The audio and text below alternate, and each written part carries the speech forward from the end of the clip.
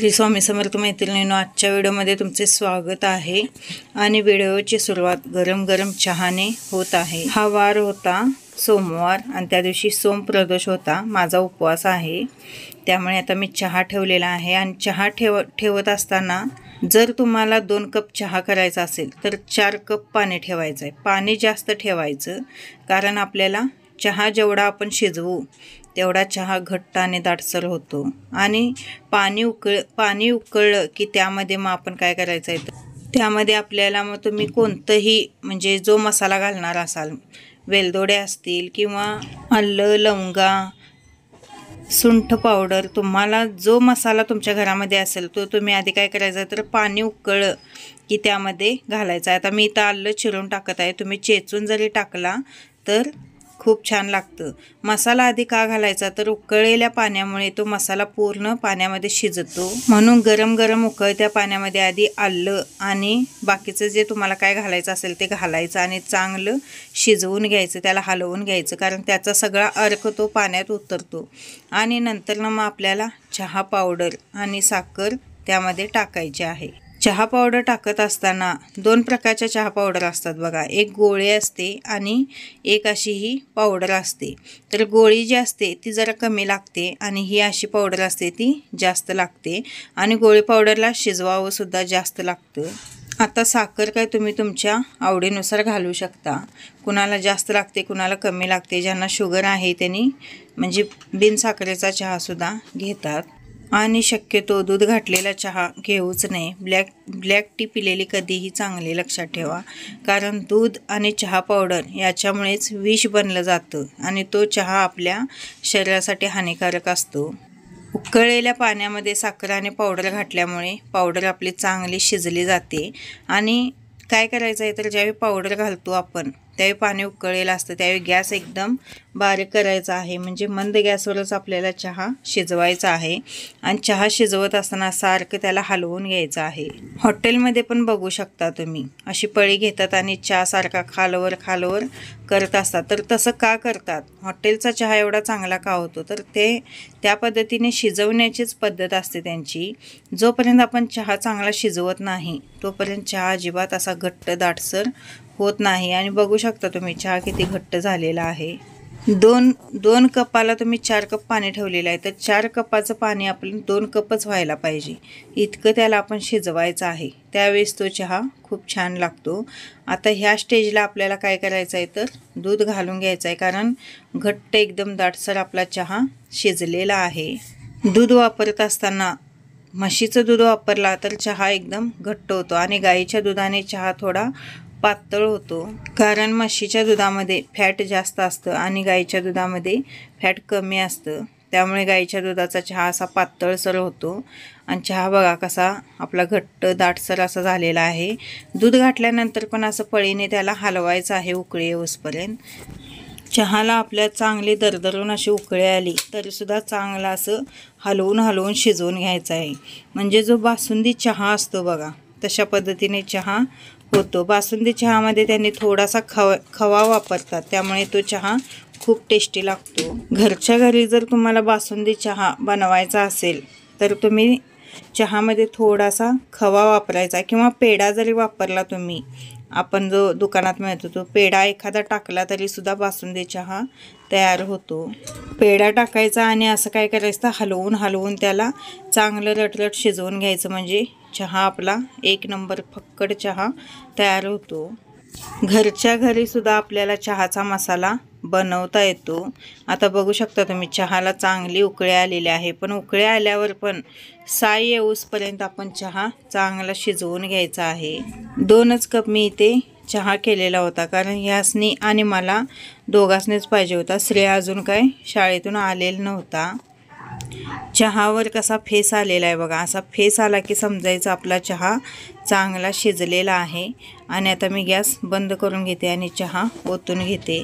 चहा ही अशी गोष्ट आहे मैत्रिणींनो, खरं किती पण कंटाळा आलेला असला तर चहा पिलं की आपला कंटाळा निघून जातो। आणि माझ्याकडे असे काचेचे कप आहेत. मला हे कप खूप आवडतात. कमीत कमी या कपांना घेऊन मला वाटते 5 ते 6 वर्ष झालेले आहेत. यांच्या कंपनीमध्ये दिवाळीमध्ये गिफ्ट म्हणून हे कप दिलेले होते, 6 कप. खरं मला खूप आवडतात. मी एकही कप त्यातला फुटून दिलेला नाही. खूप जपून वापरते मी. बाहेरचे कोणीतरी आले तर तेवढंच मी ते कप काढते, नाही तर मी वाटेतूनच चहा घेते. आणि सगळ्यांनी चहा प्यायला यायचं आहे. आणि आज माझा सोमप्रदोष होता, त्यामुळे मी खारट आणि तिखट काहीही खात नाही. त्यामुळं मग शाबू वगैरे चालत नाहीत, म्हणून मी आज लस्सी बनवत आहे. तर हे 20 रुपयाचं पॅकेट आणलेलं बघा लस्सीसाठी दह्याचं. तुम्ही जर घरच्या घरी दही लावला, दूध आणून अर्धा लिटर, तरी त्यामध्ये सुद्धा खूप लस्सी चांगली तयार होते.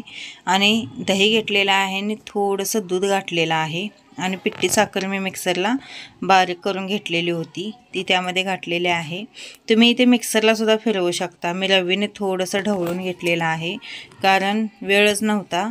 दुपारचे जवळजवळ 1-1:30 वाजलेला होता आणि मला खूप म्हणजे पोटात असं हे व्हायला लागले. त्यामुळं मी काय केलं तर रवीने ते चांगलं ढवळून घेतलं आणि मिक्सरला फिरवलं की एकदम अशी मलईदार लस्सी तयार होते. इथे पिठी साखरच वापरायची, खरं मोठी साखर वापरायची नाही, नाहीतर मग ती व्यवस्थित मिक्स होत नाही. आणि एक पॅकेट 20 रुपयाच्या दह्यामध्ये जवळजवळ 2 ग्लास लस्सी तयार होते. यामध्ये तुम्हाला पाहिजे असेल तर तुमच्या आवडीनुसार तुम्ही ड्रायफ्रूटसुद्धा घालू शकता किंवा चेरीसुद्धा घालू शकता. मी चेरीच शक्यतो घालते. पण एवढीच लस्सी जर तुम्ही बाहेर घ्यायला गेलं तर 25 ते 30 रुपये बसतात. आणि ही लस्सी केवढी घट्ट आहे बघा. बाहेर मिळते ती एवढी लस्सी घट्ट पण नसते. आणि मी प्याले लस्सी.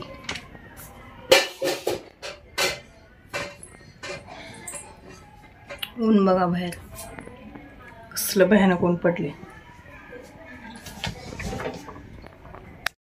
त्यानंतर संध्याकाळी आलेलो आम्ही बाजारामध्ये. आज सोमवार होता, त्यामुळे आमच्या गावचा सोमवार आणि गुरुवार 2 आठवडी बाजार असतात. तसं म्हटलं तर कागलला रोजची ताजी भाजी मिळते, कारण की आजूबाजूची खेडेगावातले शेतकरी रोजच भाजी विकायला येत असतात. आम्हाला बाजारला जायला थोडा वेळच झालेला आणि हे टायमिंग होतं ते आम्ही येत होतो परत. त्यावेळी मी शूटिंग केलेलं आहे, कारण बाजारला जायलाच वेळ झाल्यामुळे कसं झालं तर भाजी घ्यायची गडबड, त्यामध्ये मी काही शूटिंग केलं नाही. आणि मग ज्यावेळी भाजी घेऊन झाली येत होतो त्यावेळी मग माझ्या लक्षात आलं की थोडं तर शूटिंग करूया, म्हणून थोडंसं मग मी तुम्हाला दाखवलेलं आहे. भाजी आता भरपूर स्वस्त आहे आणि जास्तीत जास्त पालेभाज्या स्वस्त आहेत. वाटाणा वगैरे पण स्वस्त आहे बघा. म्हणजे 20ला अर्धा, एक जण 30ला किलो पण देतात, कोण 40ला किलो देतं. पण वाटाणा पण स्वस्त आहे, त्यामुळे फ्रोझन मटार जरी करून ठेवला तुम्ही आत्ता तरीसुद्धा चालतं. आणि बाजारामध्ये काय विकायला येत नाही असं नाही, सगळं विकायला येतं. मला मोहरी 10 रुपयाची घ्यायची होती, त्यामुळे मी इथं मोहरी घेतली. कसं होतं तर लक्षातच येत नाही काय घ्यायचं आहे आणि काय नाही ते. मग बाजारामध्ये समोर दिसल्यावर लक्षात आले की मोहरी घ्यायची आहे. आणि आज दळपं दोन्ही केली आणि दोन्ही दळपं करून या दोघांनी दळून आणायला लावलं. गाजरं बघू शकता तुम्ही, ही 20ला किलो गाजरं मी आणलेले आहेत. टोमॅटो 15ला किलो आणि वांगी 10 रुपये किलो होती. काट्याची वांगी आहेत बघा, तरीसुद्धा 10 रुपये किलो. वांगी खूपच स्वस्त होती, त्यामुळे मी 2 किलो वांगी आणलेले आहेत, कारण आमच्या तर वांगी पण खातात. आणि कोबी 5 रुपये, तसेच मेथी 10ला 2 पेंड्या आणि कोथिंबीर पण 10ला 2 पेंड्या. भाजी भरपूर स्वस्त आहे. आणि कोथिंबीर आणताना मी थोडी जून आणलेली आहे फुलाची, म्हणजे जास्त दिवस टिकते आणि भाजीला आपल्या वास पण चांगला येतो. आणि फ्लॉवर आहे तो 10 रुपयाला गड्डा तो. त्यानंतर लसूण आता थोडा स्वस्त झालेला आहे, कारण लसूण नवीन आलेला आहे, थोडासा ओलसर आहे, पण 50ला अर्धा किलो, 100 रुपये किलो लसूण झालेला आहे. आणि बटाटे हे 25 रुपये किलो, थोडेसे बारके बारके म्हणजे छोटे छोटे होते, त्यामुळे 25 रुपये किलो दिलेले आहेत. आणि गवारी, देशी गवारी आहे बघा, 20 रुपये पावशर. असा आजचा बाजार होता आपला. आणि किती वेळा मी म्हणते की जास्त भाजी आणायची नाही, पण बाजारात गेले की हे घेऊ काय ते घेऊ असं होतं आणि सगळं आणायला होतंच. आपण घरातून निघताना म्हणतो की जास्त काही भाजी आणायची नाही, पण नंतर बाजारात गेले की आपल्याला वाटतं मग हे घ्यावं ते घ्यावं. आता गाजरं डोळ्यांसाठी चांगले असतात, त्यामुळं आहे सीझन तोपर्यंत काय करायचं तर गाजरं भरपूर आणून गाजराचा हलवा असेल किंवा गाजराची कोशिंबीर असेल, गाजराचा पराठा असेल, सगळं करून खाल्लेलं बरं असतं. कारण की आपल्या डोळ्यांची जी नजर असते त्यांच्यासाठी गाजरं खूप पौष्टिक असतात. आणि लहान मुले हलवा वगैरे केला तरच खातात, अशी काही गाजरं खात नाहीत. आम्ही लहान असताना कच्ची गाजरंसुद्धा आणलेली आम्ही खात होतो, इकडं तिकडं खेळत हिंडत फिरत खात होतो. पण आत्ताच्या मुलांना बाहेरचं भरपूर खायला मिळतं, त्यामुळे असलं कंदमुळं किंवा घरातलं कुठलंही काय खायला नको असतं, कारण ते जातात कुरकुरे आणि हे आणि ते काय पण आणून खातात. तसं आमच्या वेळी नव्हतं, आम्हाला तसलं काय मिळतच नव्हतं. कुठं गोळ्या किंवा चॉकलेट पण सहसा नसायची, गोळ्या वगैरे सांडगं वगैरे असलंच मिळत होतं, ते पण जास्त नाही. आत्ताच्या मुलांना ते भरपूर मिळतं.